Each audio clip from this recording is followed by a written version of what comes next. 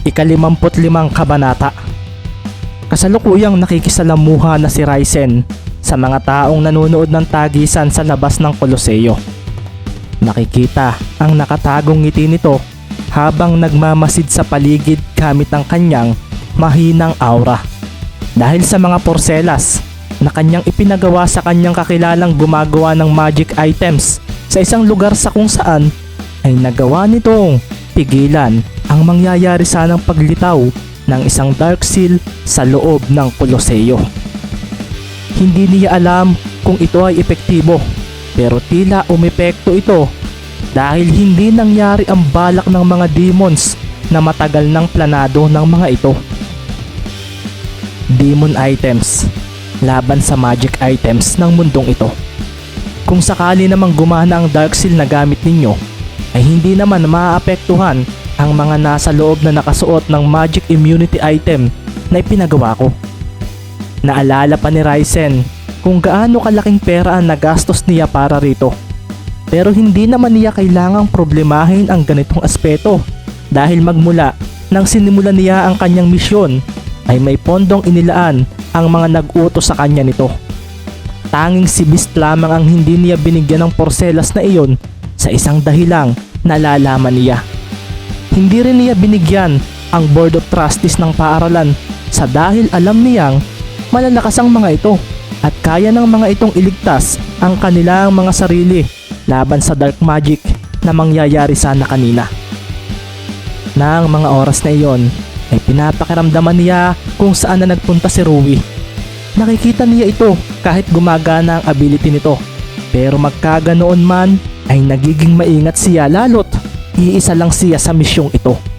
Anumang pagkakamali ay maaari siyang mamatay. Isa pa, may nakita pa siyang ibang demons na kanina pang nakaabang sa paaralan. Isa rin sa iniingatan niya ay ang malaman ng isa sa mga BOT na isa siyang demon hunter mula sa lugar kung saan naninirahan ang mga demons, ang Dead Zone. Pero dahil sa nangyari, malaki na ang posibilidad na makilala na siya nito. Matagal ng panahong nagpapalipat-lipat si Raizen sa mga syudad sa mundo at dahil iilan lang ang bilang nilang mga hindi tinatanggap ang pamamalakad ng Demon Lord sa Dead Zone, ay dito nila napagdesisyonang lumabas mula rito upang pigilan ang pangangalap ng mga kalahi nila ng mga idaragtag sa kanilang hukbo sa napipinto nilang paglantad sa mundo. Isang bagay lang ang nagpahirap sa kanila na magampanan ng kanilang misyon. Ito ay ang paniniwala ng lahat na sila ay hindi totoo. Kung sasabihin niyang may mga demons, sigurado siyang pagtatawanan lamang siya ng mga ito. Isa pa, para sa lahat, sila ay ang pinakamasamang lahi sa mundo, kaya kahit maipakita niyang isa siya sa lahing ito, hindi niya nasisiguro ang kanyang kaligtasan sa sandaling mangyari iyon. Hindi lahat ng demon ay masama. Ngunit dahil sa impluensya ng Demon Lord sa lahat, ay dito na sila nagsimulang maghangad ng dagdag na teritoryo at kapangyarihan. Ilang libong taon na ang nakakalipas, kinalaban ng lahi nila ang isang lahi na nagtataglay ng white aura at matapos matalo ang mga demons, ay nangako silang hindi na nila gagambalain pa ang mga tao. Bagkus ay mananatili na lamang sila sa Dark City, isang syudad na tanging sila lamang ang nakakarating. Subalit, nang isang napakalakas na demon ang biglang isinilang, daang taon na ang nakakaraan, ay dito na nagsimulang magbago ang lahat. Matapos ang matagumpay nitong pagpunta mag-isa sa kaharian ng mga anghel sa ibabaw ng Nimbus City, sa ibabaw ng mga ulap, ay binago nito ang kasunduang naganap noong unang mga panahon. Pinatay nito ang buong lahi ng mga nilalang na may puting aura. Ang maputing kahariang iyon ay pinaliguan niya ng pulang likido. Ito ay mula sa dugo ng mga walang awa niyang pinatay. Kasunod din noon ay ang paggamit nito sa isang pambihirang abilidad na tanging siya lang ang nakakagawa. Inalis ng Demon Lord ang lahat ng impormasyong nasa isip ng lahat ng mga tao tungkol sa lahi nila. Inilagay niya sa isip ng bawat isa na ang existence nila ay sa mga libro lang nakikita at ito ay kathang isip lamang na sila'y panakot lang sa mga batang ayaw matulog ng maaga. Maliit ang bilang nila noon, kaya sa kabila ng kapangyarihang taglay ng pinakamalakas na demon na ito ay hindi niya basta-basta ginalaw ang mundo. Siniguro muna niya ang mas marami ang kanilang bilang kumpara sa mga ito. Wala na sanang makakapigil sa Demon Lord sa nais nito, ngunit isang pangitain ang nakita ng isang manghuhulang demon tungkol sa kanya. Nakita nito na isisilang ang sunod na henerasyon ng kanyang dugo at ito ang papatay sa kanya para pumalit sa kanyang pwesto. Isang demon lang ang sinasabing makakapatay sa Demon Lord, ngunit nagawa niya itong patayin ng sanggol pa ito.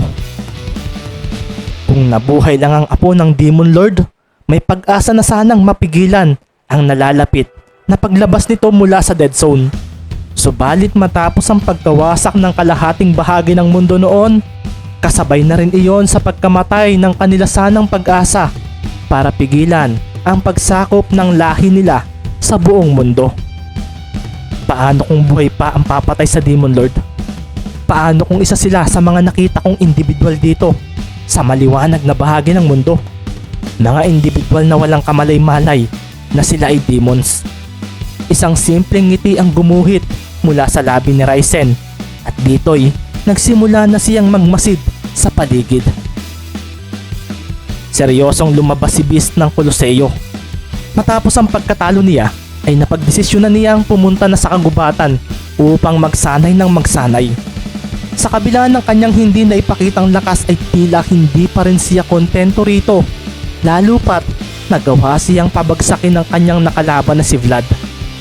Sa kabila ng dami ng tao na kanyang nakakasalubong at nakakasabay ay tila wala naman siyang nakikita rito kundi ang kanyang dinaraanan. Ang tanging nasa isip niya ay kailangan pa niyang maging mas malakas. Matapos ang pagkatalong iyon ay pakiramdam niya ay hindi pa sapat ang kanyang mga pinagdaanan. Ni hindi pa rin niya magawang palabasin ang kanyang aura gamit ang kanyang sariling kagustuhan.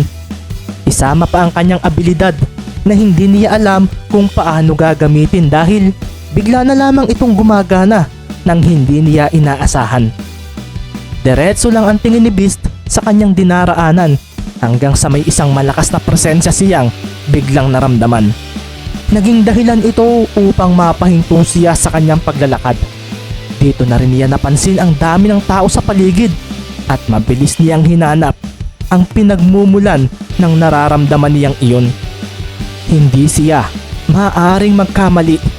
Ito rin ang naramdaman niya noong makaharap niya ang isang nakamaskarang nilalang sa araw ng sinasabing pagpili sa mga kalahok sa kompetisyong nagaganap ngayon.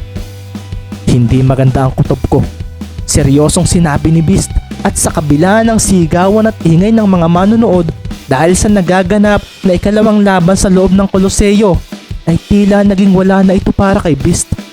Mabilis siyang kumilos upang hanapin ang pinagmulan ng masamang aura na kasalukuyan niyang nararamdaman. Samantala, mabilis namang hinawakan ni Ryzen ang balikat ng isang nakatalikod na estudyanteng nakasuot ng apron.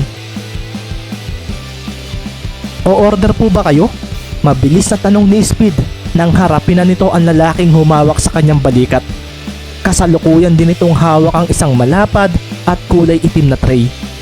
Nang makita nga ni Speed ang lalaking may dalawang kulay ang buhok, ay agad niya itong nakilala.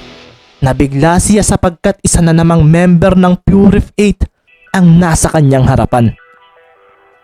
Anong kailangan mo? Seryoso at medyo nagtatakang tanong ni Speed kay Ryzen.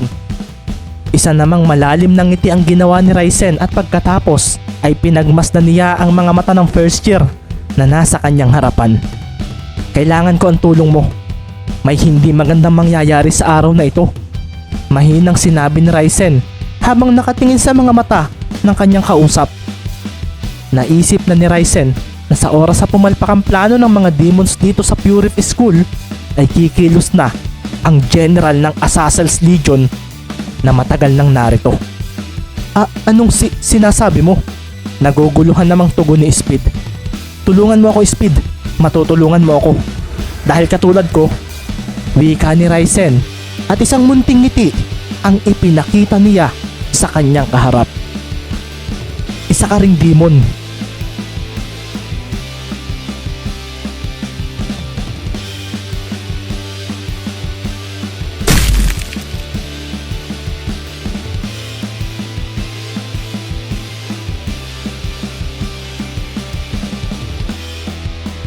Ika-56 na kabanata. Nagpatuloy ang tagisang nagaganap sa loob ng Koloseo. Naging maganda ang ikalawang laban, pero sa huli ay tinalo ng isang 4th year ang katunggali nitong 2nd year. Sinundan naman ito ng laban ni Freya Manchester na ikinaingay ng mga manonood dahil anak ito ng fireman. Seryosong bumaba ang dalaga dahil kasama niya ang kanyang kapatid ay parang nawalan siya ng ganang lumaban dahil sa takot niya rito. Isa pa, natalo kaagad si Beast sa laban nito. Gusto niyang makalaban ng binata upang malaman niya ang kanyang kakayahan. Subalit imposible na itong mangyari dahil sa nangyari. Isang 3rd year ang kanyang makakalaban at makikitang malakas ito dahil puno ito ng kumpiyansa sa sarili. Ikaw pala ang anak ni Sarkuro. Ikinagagala kitang makalaban. Sabi ng lalaking makakalaban ni Freya na may dalang isang espada at matapos silang ipakilala ng MC ay dito na rin nagsimula ang kanilang laban na sinabayan ng malakas na cheer mula sa mga manonood. Samantala, matapos marinig ni Speed ang sinabi ng isang estudyante ng paaralan na isang member ng Purify 8 ay biglang naglaho ang ngiti niya sa kanyang labi ng dahan-dahan. Isa ka ring demon. Pinagmasdan ni Speed ang binatang may tigkalahating puti at itim na buhok. Tiningnan niya kung ito ba ay mukhang nagbibiro. Ngunit nakita niya ang kaseryosohan mula sa mga mata nito. Pero kahit na ganoon, ay napagdesisyonan niyang ngitian ito muli at magbiro rito. Interesado ako sa mga demons, pero imposibleng maging ganoon ako. Black ang aura nila, hindi ba? Ani Speed na ibinalik muli niya sa kanyang mukha ang kasiglahan. Ramdam din niya ang pagkadismaya kanina dahil natalo ang kanyang kaibigan. Subalit alam naman niyang hindi pa ito ang katapusan para kay Beast, kaya naging masaya pa rin siya para rito. Isa pa, alam niyang mas magpapalakas ang kanyang kaibigan dahil sa pagkatalong iyon. Wala sa bukabularyo ng kanyang kaibigan ang panghinaan ng loob. Sige na, kailangan ko nang bumalik sa booth.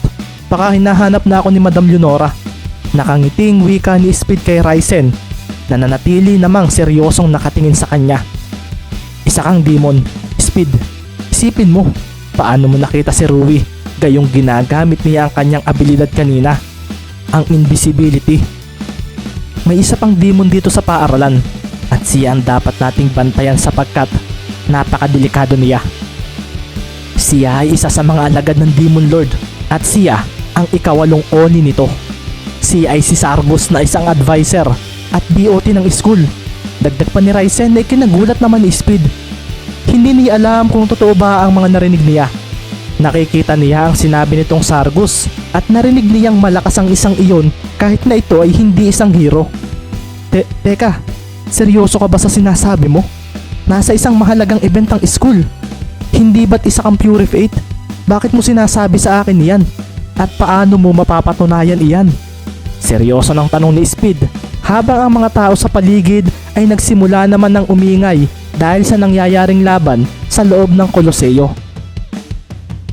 Sandaling umihip ang hangin at nakaramdam si Speed ng tila pagbabago sa paligid. Dito'y parang dahan-dahang bumagal ang galaw ng nasa kanyang paligid at kasabay rin noon ay isang hindi inaasahang imahe ang kanyang nakita mula sa kaharap na si Ryzen. Nagkaroon ng isang mahinang paglabas ng black aura mula sa katawan nito at nang makita ni Speed ang mga mata ng binata ay pansamantala siyang napaatras dahil mapula iyon at maliwanag. Kinilabutan siya bigla lalo na rin nang makita niya ang pagsibol ng matalas itong pangil na kahit nakasara ang bibig nito ay makikita pa rin dito. Hindi lang din iyon ang kanyang nakita. Sa noo ng kaharap niya ay naroon ang nasa 2 pulgadang 2 itim na sungay na bigla na rin lamang tumubo. Kagaya ito ng deskripsyon na sinabi ng Demons Organization patungkol sa mga demons. Ang itim na aura, ang mapulang mata at ang sungay ang palatandaan sa lahing ito na sa mga libro lamang nasusulat. Imposible! Mahinang sambit ni Speed na nakakaramdam ng isang hindi maipaliwanag na kaba dahil sa nakakatakot na presensya ng kanyang kaharap. Muling umihip ang hangin at bumalik sa normal ang paligid. Nawala na rin ang nakakatakot na presensyang mayroon si Ryzen. Alam niya na delikado ang kanyang ginawa sapagkat malalaman ng mga kalaban na narito siya, pero isa na rin itong mabisang paraan para ipakita sa kanyang kaharap na hindi siya nagsisinungaling. Kung sakali mang malaman ng mga demons na may isa pa silang kagaya rito sa paaralan, ay isang magandang pagkakataon din iyon upang pigilan ang binabalak ng mga ito dahil sa kanya matutuon ng atensyon ng mga ito at hindi sa kanilang plano. Naniniwala ka na ba? Tanong ni Ryzen na naging alerto matapos gawin iyon. Inilagay ko sa panganib ang sarili ko para sa pagpapakita sa iyo ng ebidensya. Dahil sa ginawa kong iyon ay maaring matunton ako ng kalaban at manganganib ang buhay ko. Dagdag pa ni Ryzen na seryoso muling pinagmasdan ang natamemeng si Speed. Napakuyom kaagad si Ryzen ng kamao ng mga sandaling iyon. Wala na siyang naiisip na paraan kundi ang gawin iyon upang mapapaniwala si Speed na siya ay isang demon kahit hindi talaga siya sigurado kung totoo ba talaga ang kanyang instinct dito. Sa oras na may hindi magandang mangyari ngayong araw na ito, gusto kong tulungan mo ako. Maraming buhay ang malalagay sa panganib kapag hindi natin napigilan ang mga kalaban na malayang lumilibot sa paaralan natin ngayon. Matapos itong sabihin ni Ryzen, ay bigla na rin itong naglaho sa harapan ni Speed. Nabigla na lamang si Speed nang biglang nawala ang kanyang kaharap. Mabilis din niyang iniikot ang kanyang tingin at wala namang nangyayaring masama sa paligid. Isa pa, hindi niya naitanong kung paano siya magiging demon, gayong ang kanyang aura ay ang pinakamahina sa lahat. Naramdaman ni Rui ang paglitaw sa kanyang isip ng isang malakas na presensya at hindi siya maaaring magkamali. Mula iyon sa isang demon at malakas ang kanyang kutob na ito ay si Sargus. Mabilis niyang natukoy kung nasaan ito subalit mabilis din itong naglaho makalipas ang ilang segundo. Napatingin na lang siya sa mga demon na kanyang kasama na nakikisalamuha sa mga tao sa paligid. Patuloy siyang nagmamasid. Maging siya nga ay nagpalit na rin ng damit at nakasuot na siya ng itim na jacket habang nakasombrero. Ginagamit din niya ang kanyang kapangyarihang maging invisible upang hindi siya mapansin sa paligid. Naramdaman ba ninyo iyon? Mukhang may iba pang demon bukod sa atin dito. Mahinang sinabi ni Rui sa kanyang isip matapos hawakan ng puwet ng isang magandang dalagang nadaanan niya.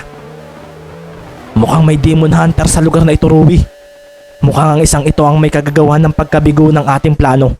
Wika naman ng isa pang demon na kasalukuyan namang nasa isang bilihan ng accessories ng mga hero. Parang isa lang itong simpleng mamamayan ng Purif kung pagmamasdan. Nakasuot ito ng typical na t-shirt at pantalon na siyang madalas suot ng mga taga rito. Narito lang ang isang iyon. Palabas na si Sargus at tiyak na hindi na makakapagtago ang demon hunter na iyon sa atin. Sabi pa ni Rui na nagpatuloy na sa paglalakad. Kanina ay sinubukan niyang palabasin ang Dark Seal pero hindi pa rin iyon gumana. Tila ba may ginawa ang kung sino upang hindi ito mangyari. Nakalabas na naman si Sargus at nakita niya ang dami ng tao sa paligid. Naririnig din niya ang mga pagsabog na nagaganap sa loob ng Koloseo at ang masayang sigaw ng mga manunood doon. Napakuyom siya bigla ng kamao at kumuha siya ng isang stick ng sigarilyo mula sa loob ng kanyang damit. Inilagay niya iyon sa kanyang bibig at sinindihan. Kasabay noon ay ang pagsuot niya ng shades sa kanyang mga mata. Rui, umanda kayo. Nakita ko na kung nasaan ang sumira ng ating plano. Ipagpatuloy na lang ninyo ang paglibot sa Koloseo at alamin ninyo kung paano mapapagana ang mga demon items na inilagay ninyo. Kung kanina ipinapatrabaho ni Yakinarui ang paghuli sa sino mang pumigil sa kanilang plano, pero nang maramdaman naman niya bigla ang paglabas ng aura noon, ay dito na niya napagdesisyonang siya na ang haharap dito, lalo na't nalaman niyang isa rin itong demon na tulad nila. Sige Sargus, wika ni Rui sa kanyang isip, at kasabay noon ay ang seryosong paglakad ni Sargus. Bumuga siya ng usok sa hangin at kalmadong nilampasan ang mga tao sa kanyang harapan. May gusto pa akong sabihin sa iyo, Rui. Gusto kong tawagin mo na ako bilang iyong pinuno sa ikawalong Oni. Kung sakali mong mabigo tayo rito, ay mapipilitan akong humingi ng karagdagang pwersa mula sa Dead Zone. Pero hindi tayo dapat mabigo rito. Kung kinakailangang maraming tao ang mamatay ay gagawin natin. Dahil pagkatapos nating makakuha ng malaking pwersa mula rito sa Purif, ay matatapos na ang ating ginagawang pagdaragdag ng pwersa. At kung susumahin, magkakaroon na tayo ng nasa 100,000 mga alagad na mula sa maliwanag na bahaging ito ng mundo. At sapat na iyon para simulan ang pagsalakay natin sa bawat syudad dito sa maliwanag na parte ng planetang ito. Mangyayari iyan, Azazel's General Sargus. Sisiguruhin ko po iyan sa inyo. Seryosong sinabi naman ni Rui gamit ang kanyang isip, at patapos iyon ay bigla na lamang naglaho si Sargus sa kinatatayuan nito patungo sa nilalang na naramdaman niya kanina. Ang Azazel's Legion ang nasa Purif City upang makakuha ng dagdag na hukbo para sa demon race na nakakubli sa loob ng Dead Zone. Ang Legion na ito ay ang grupo na pinamumunuan ng general na si Sargus, at upang maisakatuparan ito ay kinakailangan niyang mamuhay ng maraming taon sa lugar na ito para pag-aralan ang mga nakatira rito, pati na rin ang mga heroes na narito. Hindi nga nagtagal ay naging board of trustees siya ng Purif School na nagbigay sa kanya ng kapangyarihang mas maobserbahan palalo ang malalakas na individual sa lugar na ito. Nagdilim kaagad ang paningin ni Ryzen habang nakatayo siya sa isang gubat na malapit sa Koloseo ng paaralan. Naramdaman na niya ang paglitaw ng nilalang na inaasahan niyang makakakita sa kanya rito. Batid niyang ito ang may kakayahang mahanap siya kaagad, sapagkat isa ito sa 8 Oni. Sinong makakaisip na isa pala sa mga binabantayan ko ay isang demon? Ito ang mga salitang lumabas mula kay Sargus nang makita ang isa sa Purif 8 na tinuturuan niya. Hindi niya maisip na ang transferi noong isang taon ay isa rin palang kalahi niya. Napangiti naman si Ryzen at dahan-dahang hinarap ang kanyang advisor. Hindi ko nga sir malaman kung paanong hindi ninyo iyon nalaman. Hindi ba isa kang general? Parang masyado kayatang naging kampante sa sinasabing pinakamahinang syudad na ito. Kalmado at nakangiti namang sagot ni Ryzen. Nakahanda na rin siya kung sakali mang atakihin siya ni Sargus. Number 2 Ryzen. Pero kahit na hindi ko kagad nalaman na isa ka ring demon, wala ka rin namang magagawa dahil mag-isa ka lang. Nasaan na ang mga demon hunters na kasama mo? Hindi ba ang iba ay pumanig na sa mahal nating Panginoon? Ang iba naman ay pinatay na namin. At kayong mga iilan na lamang na natitira, ano na lamang ang gagawin ninyo? Hindi ba wala na kayong magagawa? Walang tutulong sa inyo at hindi nga magtatagal ay babangong muli ang ating lahi. Hindi mo ba gusto na pagharian natin ang mundong ito? Nasaan ang utak ninyo? Sarili ninyong lahi kinokontra ninyo. Natatawang sinabi ni Sargus at dito ay muli rin siyang humithit ng kanyang sigarilyo. Nagdilim naman ang paningin ni Ryzen ng sandaling iyon. Dito niya biglang naalala ang kanyang mga kasamahan. Marami na ang namatay sa kanila at tama ang sinabi ni Sargus. Marami na rin sa kanila ang pumanig muli sa Demon Lord. Ngunit hindi ito ang mundong gusto niya. Dahil kahit na isa siyang demon, ay hindi niya Iaalis sa sarili niya ang matinding pagnanais na dumating ang araw na makapamuhay sila ng mapayapa kasama ang lahat sa maliwanag na bahagi ng mundo. Nagliwanag ang pulang mata ni Ryzen at ikinalma ang kanyang sarili. Siguro tama ka na iilan na kaming mga demon hunters. Pero naniniwala ako na mula sa maliwanag na bahagi ng mundong ito ay may tutulong sa amin upang pigilan kayo. Seryosong sagot ni Ryzen at dito na nga biglang kumawala ang malakas na hangin. Isang malakas sa pagtawa naman ang naging sagot ni Sargus nang marinig niya iyon. Ibinagsak na rin niya ang upos ng kanyang sigarilyo at tinapakan niya rin ito. Kasunod noon ay inalis na rin niya ang kanyang suot na shades.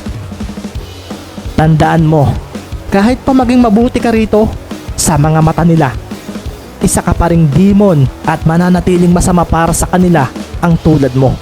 Kaya huwag kang mangarap ng imposible. Tanggapin mo ang realidad na kailanman ay hindi mangyayari iyan. Sabi ni Sargus na nagsimula na ring magpakawala ng malakas na hangin ang katawan. Hindi naman nainis si Ryzen sa sinabi nitong iyon sapagkat sa kanyang pag-ikot sa 8 syudad ng mundong ito ay nakakita siya ng mga individual na walang pag-aalinlangang tinutulungan ng sinuman. Nakakita siya ng mga bayani sa iba't ibang lugar na nasisiguro niyang tutulungan sila sa oras na malagay sila sa panganib. Kung hihingi siya ng tulong, ay sa mga ito siya tatawag at nasisiguro niyang tutulungan siya ng mga ito. Ang dapat na lang mangyari ay ang masiwalat sa buong mundo na totoo ang mga demons, na hindi ito basta kathang isip lamang. Sinisiguro ko sa iyong mali ka. Dahil sa totoo lang, may mga demon sa mundong ito na gustong maging hero at isa rin sila sa tutulong sa amin upang bumagsak kayo. Wika ni Ryzen at dito na nga nagliwanag ang kanyang aura. Pinalabas na niya ang kanyang red aura na ikinangisi naman ni Sargus na nagliwanag na rin ang pula nitong aura.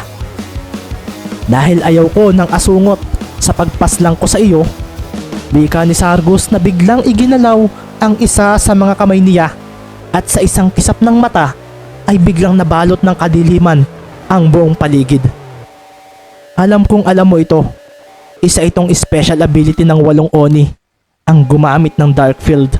At sa lugar na ito, mas madaragdagan ng lakas ng isang Oni na tulad ko. Ang Dark Field, isa itong parallel world kung saan mas nagiging malakas ang mga demons, lalo na ang isang Oni. Ang kakayahang ito ay ibinibigay ng Demon Lord sa mga nagiging Oni niya. Malaki rin ang naiitulong nito sa mga pagpapalakas at minsan ginagamit din nila ito para sa isang tahimik na pagpaslang sa sinumang naising patayin ng gumagamit nito. Sa loob din ng mundong ito, hindi rin malalaman ng mga nasa Purify School na naglalabas sila ng malakas na level ng kapangyarihan. Isa namang pagnisi ang ipinakita ni Ryzen sa kanyang kaharap. Kung ganoon, wika ng binata na bigla na lamang nagbago ang kulay ng aura na lumalabas mula sa kanyang katawan.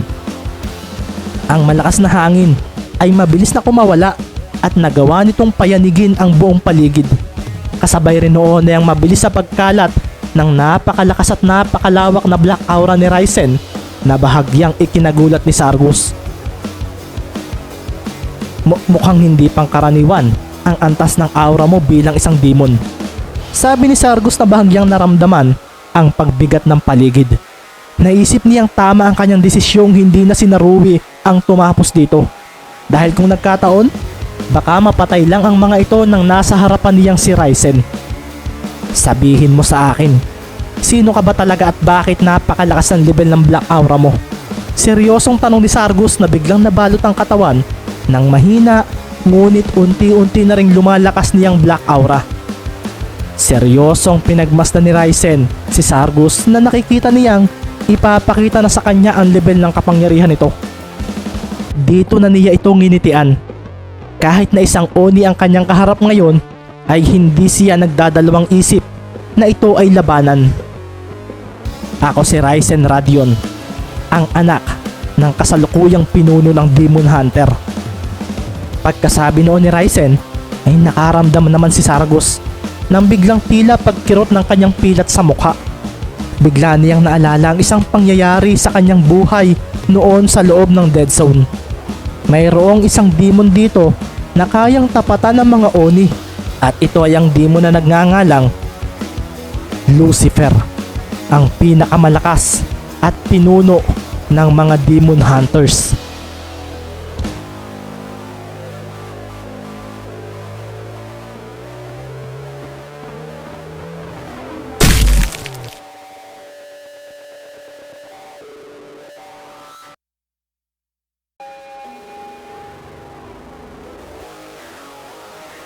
Ika-57 kabanata. Matapos ang nangyaring pakikipag-usap ni Speed sa isa na namang Purif 8 na bigla na lamang lumitaw mula sa kung saan, tila naging seryoso siya sa hindi niya malamang dahilan. Bumabalik sa isip niya ang mga sinabi nito at ang mga ibinunyag ng nagngangalang Ryzen ay napakahirap paniwalaan para sa kanya. Ngunit parang may kung ano siyang pakiramdam sa kanyang sarili na ang bagay na iyon ay posible ring totoo. Si Sir Sargus, isang demon? Ako, isang demon? Nabigla na lamang si Speed nang bigla siyang hampasin ni Leonora na kanina pang tinatanong sa kanya kung nadala na ba niya ang orders ng mga customers nilang nanonood ng laban sa harapan ng Koloseo. Speed, kanina pa kitang tinatanong, ano, sumagot ka? Malakas sa bulyaw sa kanya ni Leonora habang mabilis na hinihiwa ang mga sangkap na ihahalo nito sa inihahandang nilagang gulay. Papasensya na po.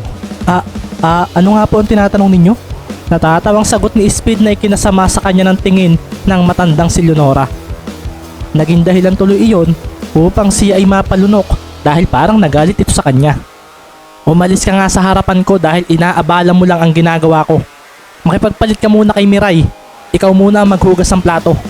Wika ng matanda na hindi kaagad narinig ni Speed dahil sa biglang paghiyaw ng mga manonood na malapit sa kanila. Kasabay rin noon ay ang isang napakalaking asul na apoy ang biglang sumabog patungo sa itaas. Mula iyon sa loob ng Koloseo at mukhang iyon ay ang apoy ni Freya. Ano po iyon? Kinakabahang tanong ni Speed at dito na nga nagdilim ang paningin ng matanda na pinanggigigilan na ang pagkayat nito sa bawang. Umalis ka rito, Speed. Mahinang sabi ni Leonora at kasunod noon ay ang mabilis sa pagtawag nito kay Mirai na automatikong lumapit sa kanya. Bakit po, madam? Tanong kaagad ng dalaga na pasimple pang sinulyapan si Speed na nakangiti ng pilit sa pwesto nito. Magpalit kayo ni Speed, ngayon na. Matigas na sabi ng matanda at ang dalawa ay napatakbo sa isa't isa.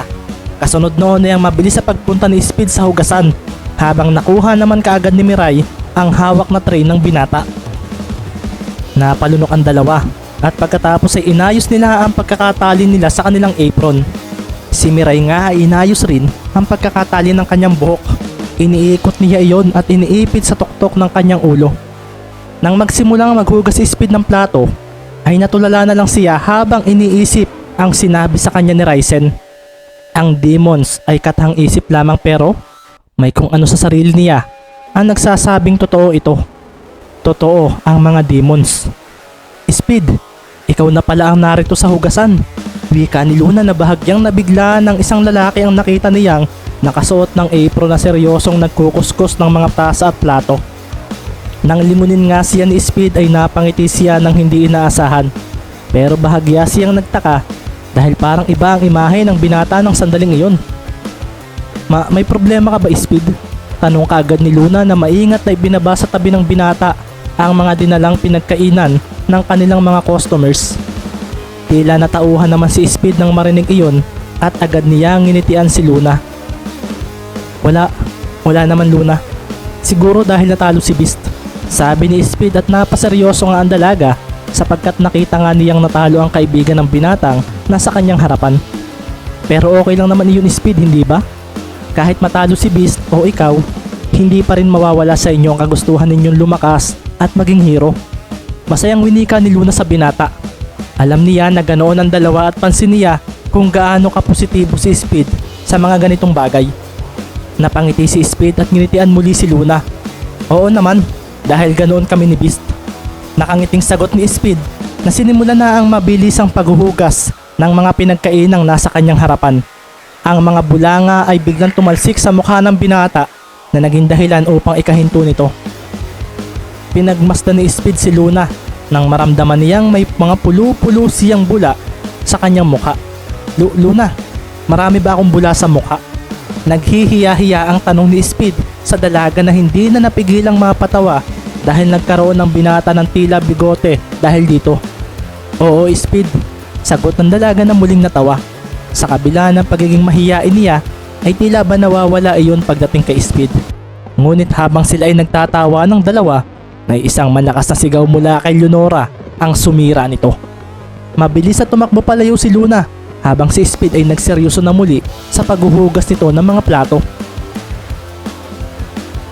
Nang marinig ni Sargus ang sinabi ng kaharap niyang si Ryzen tungkol sa pagkatao nito, ay agad siyang napakuyom ng kanyang kamao. Isang pangyayari sa kanyang nakaraan ang biglang bumalik sa kanyang alaala. May isang malakas na demon siyang nakalaban noon at ito ang sumugat sa kanyang mukha. Dahil din sa sugat na iyon ay nag-iwan ito ng isang hindi maburang marka. Ang pilat sa kanyang mukha ay kagagawa ng pinuno ng Demon Hunters na si Lucifer. Mukhang hindi ka nga pangkaraniwang demon kung ikaw ang anak ng traitor na iyon. Wika ni Sargus at dito'y isang dagundong sa paligid ang biglang umalingaw-ngaw sa buong lugar. Kasama na rin noon ay ang pagyanig ng paligid dahil sa pagkakaroon ng mga bitak sa kanyang kinatatayuan. Dahan-dahang umihip ang hangin mula sa kanyang mga paa hanggang sa ang buong lugar ay nakaramdam ng napakalakas na pagkawala nito. Nagliwanag ang mga pulang mata ni Sargus at ang itim niyang aura ay dahan-dahang sumingaw mula sa kanyang katawan. Para iyong usok na unti-unting kumakalat sa paligid. Ang black aura ni Ryzen, sa kabila ng lawak ng sakop nito ay bigla na lang binalot ng kabuuang aura ni Sargus. Ang buong lugar na iyon ay nabalot ng black aura na lumabas mula kay Sargus at dinaig noon ang aura na tinataglay ni Ryzen. Maganda kung dadalhin ko ang ulo mo sa iyong ama. Wika ni Sargus na nagsimula ng lumakad. Sa bawat hakbang niya ay automatikong kumakawala ang napakalakas na pwersa na makikita sa tuwing kakawala ang napakalakas na hangin. Hindi ko mamaliitin ang kakayahan mo, Ryzen, at bilang pagbati, damhin mo ang 100% lakas ng isang Oni. Winika pa ni Sargus at nakaramdam si Ryzen ng isang nakakatakot na presensya mula rito. Ang pakiramdam na ito ay nararamdaman na rin niya noon. Ganito rin ang presensyang taglay ng kanyang ama at hindi niya akalaing mararamdaman niya itong muli. Pinilit ni Ryzen labanan ang pwersang tila pipisa sa kanya sa pamamagitan ng pagpapakawala pa ng mas malakas na black aura. Ngunit mas lalo siyang nahihirapang gawin iyon habang naglalakad papalapit sa kanya ang kalaban. Hindi ito maganda. Mukhang tama si ama. Sigaw ni Ryzen sa kanyang sarili na mas nararamdaman ang napakalakas na kapangyarihan ni Sargus ng isang Oni. Sinuway niya ang kanyang ama sapagkat isa sa pinakabili ni Lucifer sa kanya sa pagpunta niya sa maliwanag na bahagi ng mundo. Huwag na huwag kang lalaban sa isang Oni. Dahil kahit gaano pa man kalakas ang kapangyarihan taglay mo, sa edad mong iyan ay wala kang magagawa sa kanila. Tandaan mo, Ryzen, kung sakali mang labanan mo ang isang Oni nang wala akong pahintulot, ipapagdasal na lamang kita sa bathala ng kamatayan. Dahil sa oras na mangyari iyon, wala ka nang magagawa kundi ang tanggapin ang iyong kamatayan. Sa kabila ng katotohanang walang laban si Ryzen sa kanyang kaharap, dahan-dahang nagdilim ang kanyang paningin at nginisian niya si Sargus habang papalapit sa kanya. Kung kamatayan ko ang magiging resulta ng pagharap mo sa iyo, hindi ako mamamatay nang hindi lumalaban. Mabilis na ikinuyom ni Ryzen ang kanyang mga kamao.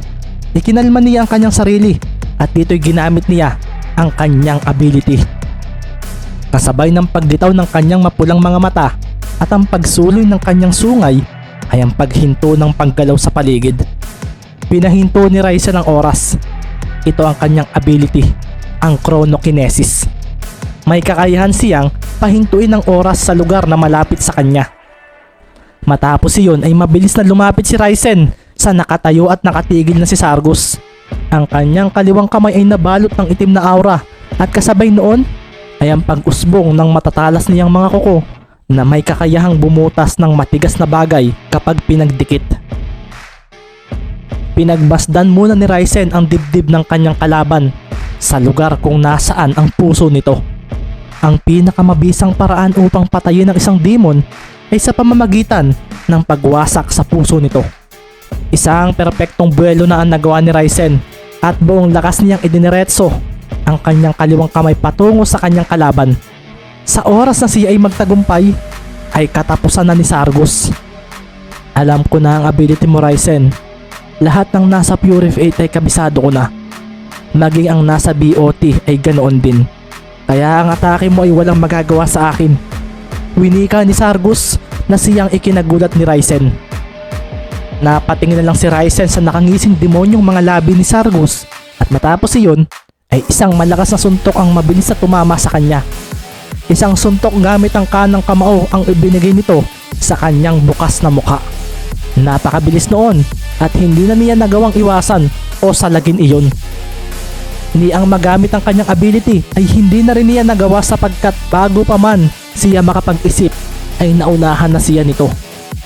Bumaon ng ilang metro sa lupa si Ryzen matapos ang pagtama ng suntok na iyon sa kanya. Nagkabitak-bitak ang lupa at ang napakalakas na pwersa mula sa suntok na iyon ay ibinaon siya lalo pa ilalim. Halos mawala na siya ng gunita dahil sa sobrang sakit noon. Naramdaman niya ang pagkabali ng kanyang ilong at ang pagkatanggal ng kanyang mga ngipin. Kung hindi niya nagawang ilagay ang kanyang black aura sa kanyang ulo ay baka sumabog na ang kanyang bungo dahil sa lakas noon. Nagkalat ang dugo sa harapan ni Sargus habang mga ilang hakbang naman mula sa kanya ay makikita ang pinagbaunan ng binata. Makikita rin na dumurugo ang kanang kamao ni Sargus at nagawa pa nga nitong dilaan ang mga dugong naroon. Nawala rin ang epekto ng ability ni Ryzen matapos iyon at dito na nga kumawala muli ang napakalakas na hangin sa paligid. Hindi ka ba naturuan ng ama mo? Na huwag lalabanan ng isang oni? Winika ni Sargus na nakangising naglakad patungo sa pinagbaunan ni Ryzen. Seryoso nga niyang pinagmasdan ang wasak na mukha ng binata. Hindi ba niya sinabi na sa oras na makaharap mo ang isa sa mga oni ay kamatayan ang kahihinatnan mo? Gusto ni Ryzen na sumagot ngunit wala na siyang kakayahang gawin iyon dahil sa pagkawasak ng kanyang mukha. Kahit sinabihan na siya ng kanyang ama noon ay hindi niya dapat pagsisihan ang ginawa niyang ito.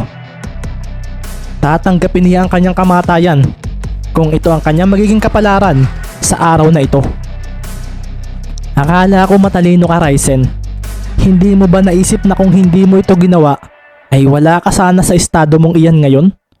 Na kung hinayaan mo na lamang kami ay baka buhay ka pa? Seryoso ring pinagmasdan ni Sargus si Ryzen matapos sabihin iyon. Masyado na raw maraming oras ang masayang kaya naisipan niyang tapusin na kaagad ang buhay nito. Pagkatapos nito ay itutuloy na nila ang kanilang naudlot na plano sa Purify School. Namatay ka para sa wala. Sambit ni Sargus at dito ay napangiti siya dahil ipapakita niya ang bangkay ni Ryzen sa ama nitong si Lucifer sa oras na matapos ito. Kumawala na ang malakas na hangin mula sa kinatatayuan ni Sargus. Kasabay noon ay ang pagyanig ng paligid at ang pagdaloy ng makapal na black aura patungo sa kanang kamao niya. Pinagbasdan din muna niya ang kanyang target na atakihin sa binata, sa dibdib nito, sa puso nito. Magkikita na kayo ni kamatayan, sambit ni Sargus at bigla itong naglaho. Lumitaw siya sa itaas ni Ryzen at dito'y binitawan niya ang kanyang pangtapos ng buhay na kanang suntok.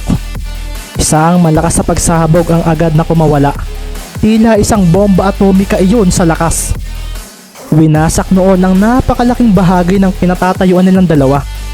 Ang napakalakas na hangin ay mabilis din kumalat sa buong lugar at ang makapal na usok ay kumawala rin mula roon na bumalot naman sa malawak na bahagi mula sa posisyon nila. Subalit, isang hindi inaasahang pangyayari ang naramdaman ni Sargus. Sino ka? Ito ang dalawang salitang lumabas mula sa kanyang bibig nang maramdaman niyang may sumalag ng suntok na kanyang ginawa, at dahil sa makapal na usok ay hindi na niya nakita kung sino ito. Ako si... Narinig naman ni Ryzen ang boses na pinagmumula noon. Hindi niya alam kung paano nangyari na nagawang salagi ng binatang ito ang malakas na ataking iyon ni Sargus. Pero isa lang ang nasisiguro niya. Hindi lang ang binatang si Beast ang may tinatagong malakas sa kapangyarihan sa paaralang ito. Dahil may isa pang demon na nakikitaan niya ng posibilidad na ito ay ang nawawalang apo ng Demon Lord. Pinaglaho ni Sargus ang usok sa pamamagitan ng kanyang lakas, at nang makita niya ang nilalang na sumalag sa kanyang suntok ay nabigla na lamang siya sa kanyang nakita. Gamit ang dalawang kamay nito, nagawa nitong pigilan ng malakas niyang atake, at kahit na nagdulot ito ng grabing pinsala rito, ay nanatili pa rin itong nakatayo sa kabila noon. Isa pa, kasalukuyan ding nagliliwanag ang nagliliyab na violet aura na taglay ng binatang iyon. Paano ka napunta rito? Bulalas ni Sargus sa biglang napaatras nang makaramdam siya bigla ng isang malakas na presensya mula rito. Napakuyom siya ng kamao matapos iyon at hindi niya maisip kung saan iyon nagmula.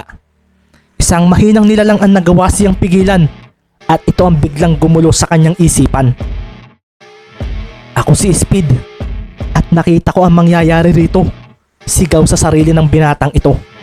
Hindi na nagawang makapagsalita ni Speed dahil naliligo siya sa kanyang dugo sapagkat nagkalasog-lasog ang kanyang suot na damit matapos niyang salagin ang suntok ni Sargus. Nagtamo rin siya ng hindi mabilang na sugat dahil doon. Kahit nararamdaman niya ang sakit sa buo niyang katawan, ay nanatili siyang nakatayo sapagkat kailangan niyang protektahan ang nakabulagtang binata na nasa kanyang likuran. Sa hindi maipaliwanag na dahilan ay nakarating siya rito matapos niyang gustuhing marating ang lugar na ito. Matapos niyang makita ang hindi inaasahang mangyayari sa kanyang isipan gamit ang kanyang ability, ay hindi na siya nagdalawang isip na gustuhing matulungan ang individual na nakita niyang mamamatay. Nakita niyang mamamatay si Ryzen dahil sa isang malakas na kalaban at ginusto niya itong pigilan. Katulad din ito nang nakita niyang mamamatay si Priya mula sa kamay ni Basid. Ngunit iba ang pagkakataong ito dahil hindi niya kasama si Beast. At ang sarili niya lang ang tanging narito para pigilan ang nakita niyang iyon. Kung totoo akong demon, ngayon ang oras para lumabas ang demon powers ko. Sigaw ni Speed sa kanyang sarili na tila ba hindi sigurado sa mga mangyayari. Ngunit dahil narito na siya sa loob ng lugar na wala siyang kalam-alam, ay isang bagay lang ang naisip niyang gawin. Pinilit ni Speed ng ngumiti habang pinagmamasdan si Ryzen na nananatiling may malay at pilit siyang inaaninag. Nakita kong kailangan mo ng tulong, kaya bilang isang malakas na hero sa hinaharap, ililigtas kita at magiging okay rin ang lahat. Sinabi iyon ni Speed ng malakas sa kanyang isipan dahil nahihirapan siyang magsalita dahil sa nararamdaman niyang pressure sa paligid dahil sa nakakalat na black aura ng kanilang kalaban. Iyan ang isang patunay na isa kang demon. Nagawa mong gamitin ang special ability na tanging tayo lang ang nakakagawa, ang telepathy. Nabigla si Speed nang makarinig siya ng boses mula sa kanyang isip. Dito ay marahan niyang pinagmasdan si Ryzen na biglang gumalaw ang isang kamay patungo sa kanyang binti. Naramdaman niyang hinawakan nito ang parte niyang iyon. Humanda ka, Speed. Susubukan kong palabasin ang natatago mong black aura.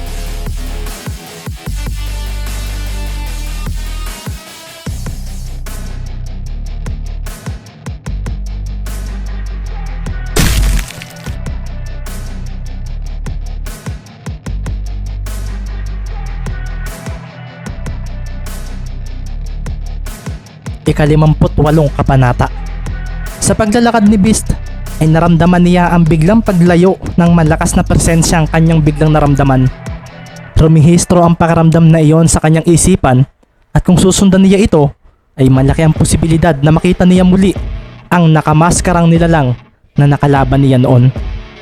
Ngunit bago pa man niya tuluyang mapuntahan iyon, ay bigla na lamang siyang nakaramdam ng iba pang mga presensyang katulad noon na ngayon lang niya napansin dito sa paaralan. Ang kanyang paglalakad ng mabilis ay unti-unting bumagal nang tila nakita niya ang paggalaw ng mga iyon mula sa iba't ibang bahagi sa labas ng Koloseo. Hindi malaman ni Beast kung ano ang mga iyon, pero isa lamang ang nasisiguro niya sa pagkakataong iyon: may posibleng panganib na dala ang mga ito. Hindi ito kasing lakas ng nauna niyang naramdaman, subalit pansin niya ang pagkakatulad nito rito. Magmula nang mapunta siya sa paaralang ito ay dito niya napansin na ang kanyang pagramdam sa presensya ng mga narito ay rumirehistro sa kanyang isip sa hindi niya malamang dahilan.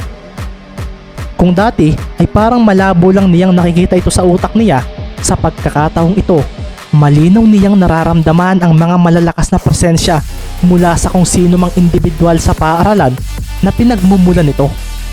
May ilan sa loob ng Koloseo at mas marami ang nasa labas nito. Ang kaninang naramdaman niyang malakas na presensya ay tila lumayo at nakaramdam uli siya ng isa pang malakas na presensya na biglang lumapit dito. Ngunit bago pa man niya puntahan ang pinagmulan noon ay napatingin siya sa isang estudyante na nakasuot ng jacket. Kasalukuyan ito naglalakad sa gitna ng mga nagdaraan ng mga tao. Alam niya ang presensya nito. Dati na rin niya itong napapansin, subalit hindi ito pinapakaisip ni Beast sa pag-aakalang wala lang ito, na baka ito ay kasama lamang sa pagiging magkakaiba nila dito sa mundo. May presensyang malakas at may presensyang mahina. Napapansin ni Beast na lumalakas ang nararamdaman niyang ito sa oras na magsimula na magpalabas ng malakas na aura ang mga ito, at sa pagkakataong iyon ay mabilisan niyang malalaman kung nasaan iyon. Nasa loob ng Koloseo ang pinagmumulan ng maraming malalakas na presensya, subalit kakaiba ang nararamdaman niya sa labas. Mapanganib ito at kailangan niya itong hanapin at alamin kung ano o sino ang mga ito.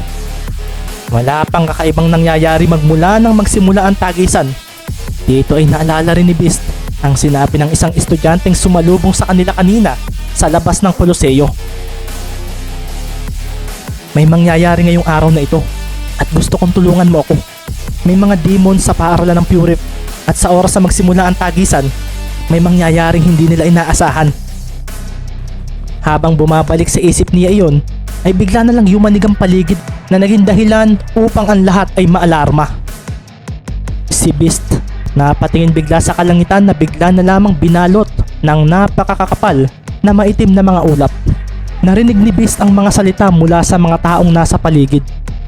Marami kaagad ang mga batang humawak sa kanilang mga magulang. Ang ilang mga malalakas na individual naman sa lugar ay agad na inihanda ang kanilang mga sarili. Napakuyong bigla ng kamao si Beast dahil pamilyar sa kanya ang nangyayaring ito. Bumalik sa isip niya ang nangyari sa paaralan na gawa-gawa lamang ng ilusyon ng kanyang guro na si Shin. Tumingin siya sa Koloseo at wala naman siyang maramdamang ibang aura na nagmumula roon.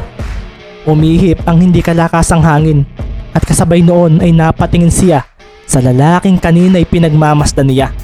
Bigla itong nawala pero nararamdaman niya pa rin kung nasaan ito. Imbis na alamin niya ang nangyayari sa paligid, ay napagdesisyonan niyang hanapin ang lalaking kanina'y tinitingnan niya. Mabilis siyang naglakad sa kabila ng bahagyang paggalaw ng tao sa paligid dahil sa mga nangyayari. Mula nga sa itaas, makikita ang isang itim na selyo sa loob ng Koloseo. Kasama rin ito ay ang pag-angat ng itim na liwanag na dala nito. Nagawang pagganahin ni Narui ang mga demon items nila sa pamamagitan ng paglalagay ng itim na aura rito. Nang mga sandaling iyon, wala namang kaalam-alam ang mga nasa loob ng Koloseo na ang kanilang katawan ay mawawala dahil sa Dark Seal na kasalukuyang kinalalagyan nila. Kailangan magawa ang misyon sa pagkuha ng malaking bilang ng individual mula rito sa Purif. Ito ang misyon namin sa lugar na ito, sabi ni Ruby sa kanyang sarili habang ginagamit ang kanyang ability para makahawak sa katawan ng mga babaeng nilalampasan niya. Sa kabila ng kakaibang nangyayari sa paligid, makikita naman ang mapang-asar ng ngiti ni Ruby. Pagkatapos nito, gagamitin ni General Sargus ang kanyang ability para alisin sa isip ng lahat na nangyari ito. makakakuha kami ng malaking bilang para sa hukbo at magigising na lamang ang karamihan na hindi talaga nangyari ang senaryong ito sa kanilang mga isipan. Nagulat ang mga nanonood ng mga nangyayari sa Koloseo nang makita nila ang pagdilim ng kanilang kinatatayuan. Isinama pa rito ang pagdilim ng kalangitan na naging dahilan upang mahinto ang nagaganap na laban sa loob nito. Ano ang nangyayari, Papa? Tanong ng isang bata sa bahay nila nang makita ang pangyayaring iyon sa kanilang telebisyon. Napainom naman ng kape ang kanyang ama at pinagmasdang mabuti ang nakikita nila. Hindi ko alam, anak, pero nandyan naman ang malalakas nating hero, kaya ayos lang iyan. Sabi nito sa kanyang anak at napainom muli siya ng kape habang seryosong nakatingin sa kanilang pinapanood. Ang mga naglalakad naman sa mga gilid ng kalsada ng syudad ay napatingin sa bawat telebisyong nadaraanan nila dahil nakita nila ang nangyayaring iyon sa Pure Reef School. May mga nasa itaas nga ng mga gusali ang tiningnan ng direksyon ng paaralan at nakita nila ang pagkakaroon ng makapal na ulap sa lugar na iyon. Hindi lang iyon, nakita rin nila na lumalaki ng lumalaki iyon at kung hindi ito hihinto ay baka magdilim ng tuluyan ang kanilang syudad. Nang mga oras na iyon, ang mga nasa labas ng Koloseo ay bahagyang kinabahan sa mga nangyayari sa paligid, lalo pat dumidilim dito na dahan-dahang sinasabayan din ng paglakas ng ihip ng hangin mula sa kalangitan. Mula naman sa loob, bigla na lang napatayo si Sir Kuro nang mapansin ito. Mabilis siyang lumipad pa itaas dahil nakita niya ang bahagyang pagpapanik ng ilan sa loob ng Koloseo. Mula sa itaas ay nakita niya ang isang uri ng magic seal na ngayon lang niya nakita. Sinasakop nito ang buong Koloseo. Mabilis nga siyang tumingin sa mga nasa loob at hinanap niya si Shin dahil naisip niyang ito ang may gawa nito. Nakita niya ang kanyang hinahanap ngunit bago pa man niya ito puntahan ay una niyang pinuntahan ng MC na nasa loob ng Koloseo. Kinuha niya ang hawak nitong mikropono at dito na siya nagsimulang magsalita. Pansamantala ko munang ihihinto ang tagisan, wika ni Sir Kuro na napatingin sa ibaba. Naroon si Freya at ang kalaban nito na napatigil dahil sa mga nangyayaring hindi inaasahan sa paligid nila. Huwag kayong magpanik, kontrolado pa natin ang lahat, nandito kami upang protektahan kayo. Seryosong winika ni Sir Kuro. Pagkatapos ay napatingin siya sa mga guro at BOT ng paaralan. Tiningnan din niya ang Pure Reef 8 kasama na ang mga estudyanteng kasali sa tagisan. Huli nga niyang pinagmasdan ay ang mga estudyante ng paaralan na nananatiling nakaupo sa kinauupuan ng mga ito. Lahat ng may kakayahang makipaglaban, humanda kayo. Hindi ko alam kung ano ang pinagmulan nito, pero protektahan natin ang mga mahihina sa kung anong posibleng mangyari ngayon. Sa lahat ng heroes ng Pure Reef at sa mga special students, tulungan ninyo kami. Maging handa tayo sa nangyayaring ito. Malakas na winika ni Kuro at pagkatapos noon ay naglaho ito. Ang mga nagpapanik na manonood ay bahagyang huminahon matapos iyon. Naisip nilang bakit nga ba sila mangangamba. Narito nga pala ang fireman. Shin, hindi ba ikaw may gawa nito? Tanong ni Sir Kuro kay Sir Shin. Sa harapan ng nakatayong guro ito lumitaw ng biglaan. Hindi po ako, sir, sagot ni Shin habang pinagmamasdan ng pagdilim ng paligid. Ganito rin na nangyari sa pagpili natin, pero iyon ay dahil sa abilidad mo. Wika ni Kuro na napansin ang pagliwanag ng mga marka sa selyo na bumabalot sa loob ng Koloseo. Dito'y biglang yumanig ang paligid. Nang ang ilan nga sa mga manonood ay naisipang lumabas ng Koloseo, ay nagulat na lamang sila nang hindi sila makalampas sa exit nito. Inihakbang nila ang kanilang sarili palabas, ngunit ibinalik muli sila bigla sa loob. Anong nangyayari? Tanong ng isa sa mga nasa loob ng Koloseo na sinubukang lumabas mula rito. Hindi ko alam, wika naman ng isa na nakaramdam ng kaba. Nakita rin nila na may ilang sinusubukang lumabas ng Koloseo sa pamamagitan ng mga bintana, ngunit wala rin silang nagawa. Matapos iyon ay agad na sumigaw ang isa sa mga manunood tungkol sa nangyaring iyon. Sir Kuro, hindi kami makalabas ng Koloseo.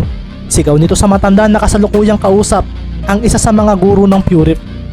Ngunit hindi na ito narinig ng matanda sapagkat biglang yumanig ang paligid na ikinapangamba ng marami. Ang magic seal ay biglang lumiwanag at ang itim na makikita rito ay biglang umangat na tila usok na mabilis na binalot ang buong Koloseo. Ang mga estudyante ay nagpalabas kaagad ng kanilang aura upang protektahan ng kanilang sarili. Habang si Sir Kuro naman ay mabilis na pinalabas ang kanyang red aura at pinagliyab niya ang kanyang sariling apoy. Nakaramdam siya ng malakas na pwersang tila hinihigop siya pa ilalim. Naririnig din niya ang sigaw ng mga manonood dahil sa mga nangyayari. Subalit sa kabila ng liwanag na tinataglay ng kanilang mga aura ay nagawa pa rin lamunin ng kadiliman ang nakikita nilang ilaw dahil sa kanilang kapangyarihan. Humanda kayo, kung ano man ang mangyari, mabubuhay tayo. Sigaw ni Sir Kuro at dito ay nagpakawala siya ng isang malaking bola ng asul na apoy.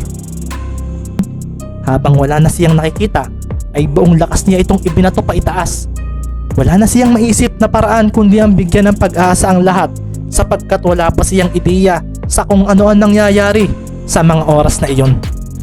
Naramdaman na lang niya ang paghigop sa kanya nito hanggang sa tuluyan na siyang walang nakita.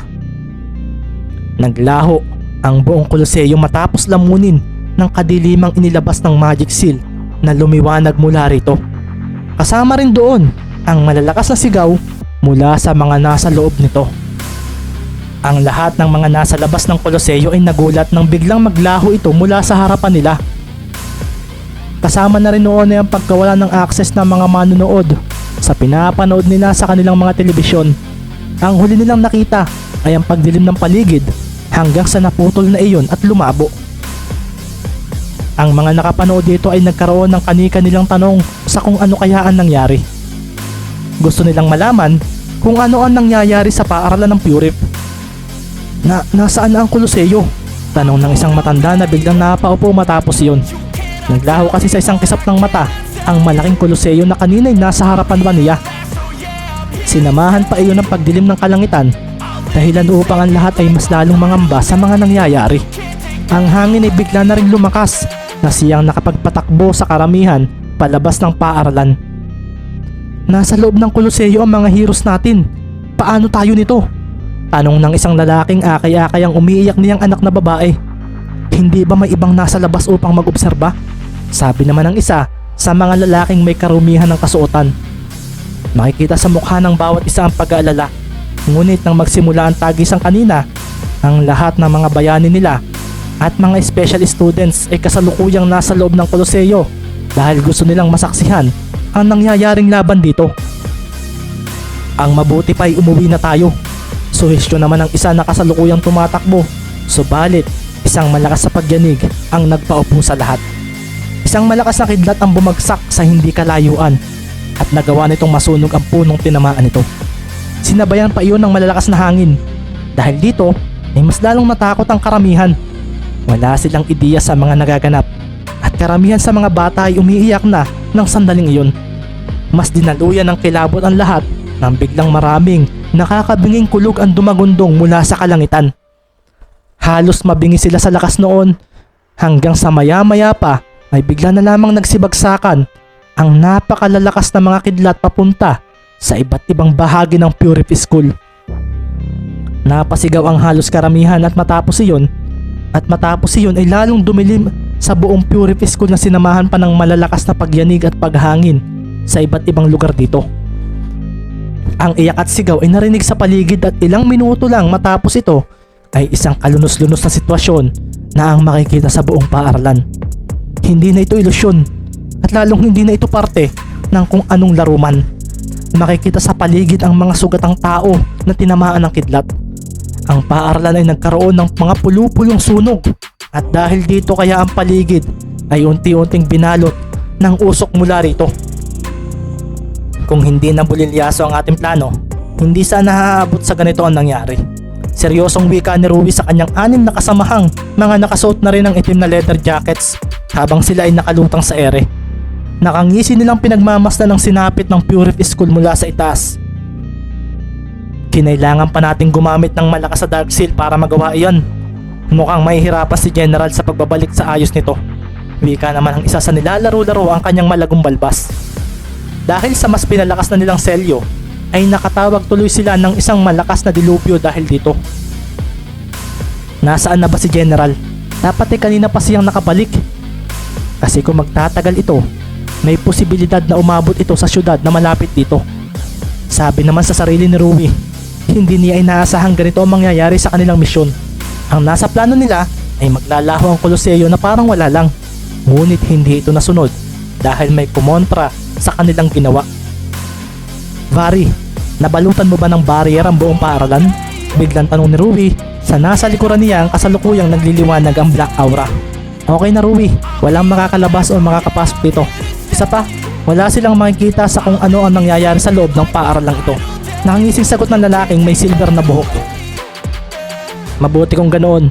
Kailangan muna nating hintayin si General para maisaayos niya ang mga narito. Sabi ni Ruby na biglang bumaba na sa lupa. Sinundan naman siya ng kanyang mga kasamahan at dito ay naisipan nilang tumigil sa tapat ng isang malaking punong matatagpuan sa hindi kalayuan na naglahong Koloseo. Napatingin saglit si Ruby sa kanina ay kinalulugaran ni Sargus. Seryoso niyang pinagmasdan ang lugar na iyon at pinilit niyang makita ang kanilang general. Ngunit dahil nasa parallel world ito, ay wala ni katiting na presensya siyang naramdaman mula roon.